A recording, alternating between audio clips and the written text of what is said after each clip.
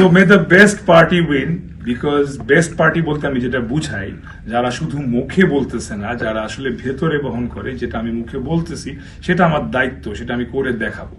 Because আমরা সাধারণ জনগণ শুধু এতটুকু এক্সপেক্ট করি, আপনারা যেটা মুখে বলতেছেন এখন ইলেকশন ক্যাম্পেইন এর সময়, যেটা আসলে আপনারা প্রমিস করতেছেন, সেটা যাতে থাকে। বিকজ আমরা আগে অনেক ধোকা খাইছি, আমরা ধোকা খেতে চাই না। বিকজ ধোকা খেতে খেতে খেতে আমি দেখছি অনেকেই বলতেছে যে বাংলাদেশের উপর থেকে মন উঠে যাচ্ছে, বাংলাদেশে থাকবো না, বিদেশ চলে যাব। অনেক সেলিব্রিটিকে আমি দেখছি এটা বলতে, যে বাংলাদেশ কোনোদিন ঠিক হবে না। বাট আমি কমপ্লিটলি বিলিভ করি, আমি জানি না, আমার জন্মের পর থেকে বাংলাদেশকে অনেক পাগলের মতো ভালোবাসি। আমি এখনো সেই ছোট্ট বাচ্চা, অবুঝ বাচ্চার মতোই দেশটাকে ভালোবাসি, এবং আমার বিশ্বাস বাংলাদেশ একদিন অনেক দূরে যাবে, এবং সেটা পলিটিক্যালি হোক, সেটা যেভাবেই হোক যাবে। অ্যান্ড এরকম আমার মতো বিশ্বাস যদি আরো মানুষের থাকে, তাহলে আই থিঙ্ক এটা আরো ইজিলি হবে, তাড়াতাড়ি হবে।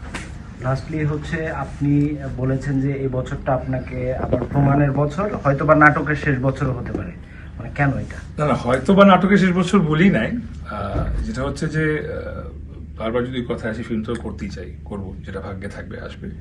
বাট আই থিঙ্ক এখন কিছু সময় আসে যে ভিউর ঊর্ধ্বে গিয়ে কিছু কাজ করার আমার, যেটা শুধু ভিউ দেবে না, আসলে ইন্ডাস্ট্রিতে কিছু কাজ দিবে, যেটা আসলে অনেক বছর মানুষ মনে রাখতে পারবে, অথবা আমাকে দেখে প্রডিউসাররা ভাববে যে না, he is ready for film.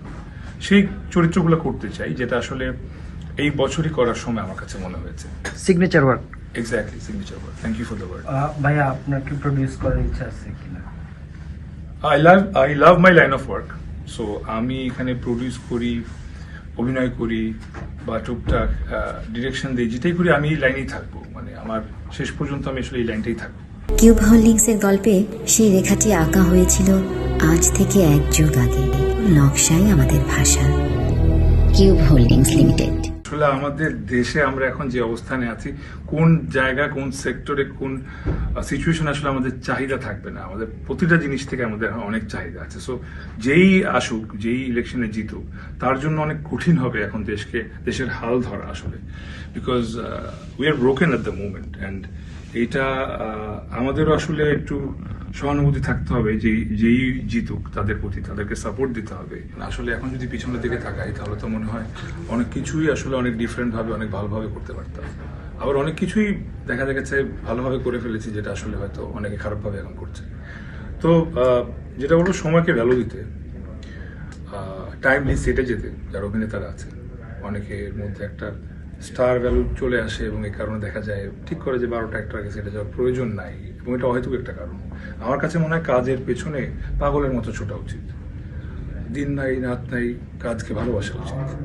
So এটা একটা ছোট অ্যাডভাইস থাকবে, যে টাইমলি সেটে যাওয়া যারা আর্টিস্টরা আছে। বিকজ একটা ডিরেক্টর, উনি আসলে অনেক কাঠখুর পোড়া একটা গল্প বা একটা প্রজেক্ট রেডি করে, এবং এটা আসলে অভিনেতারা শুরুর দিকে বুঝতে পারে না, যে একটা ডিরেক্টর কত কষ্ট করে একটা নাটক হোক, সেটা ওটিটি হোক, ফিল্ম হোক, সেটাকে তৈরি করতে বা সেটাকে শুটিং সেট পর্যন্ত আনতে তার আসলে কত কষ্ট করতে হয়, সেটা মূল্যায়ন করা উচিত। এটা মূল্যায়ন করলে না, আল্লাহ তাআলা এমনিতেই অটোমেটিকলি প্রজেক্টকে মূল্যায়ন করবে।